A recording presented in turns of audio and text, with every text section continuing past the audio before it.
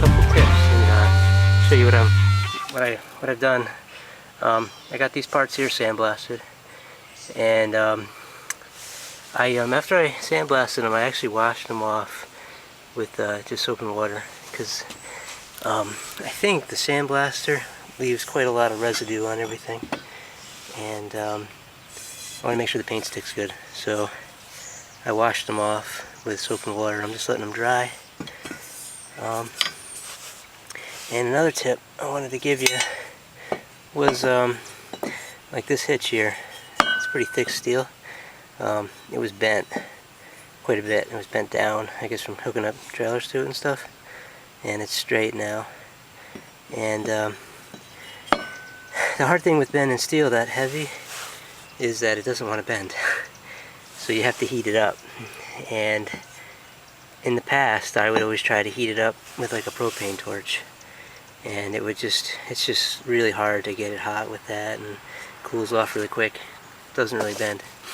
And I don't have an acetylene torch. If you had an acetylene torch, you could heat it up pretty quick and bend it. So so what I come up with is my Weber. The coals in here, they get really hot. So you heat it up, and then you lay your part in the coals, and then after about 10 minutes, this thing will be red hot.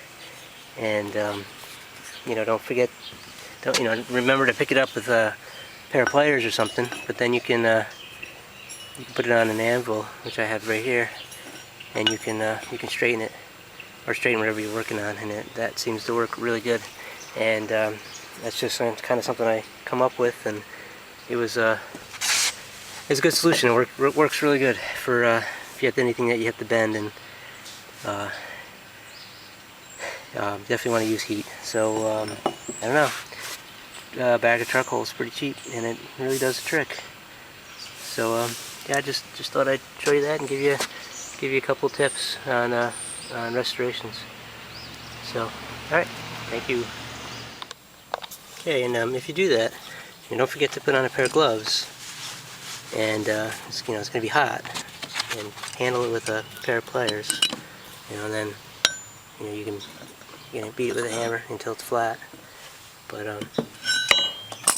you don't want to forget and grab onto it, not thinking it's it's hot until it cools down. So all right, I just thought that was a good tip. And I wanted to show you this too. Just my steering column I've been working on.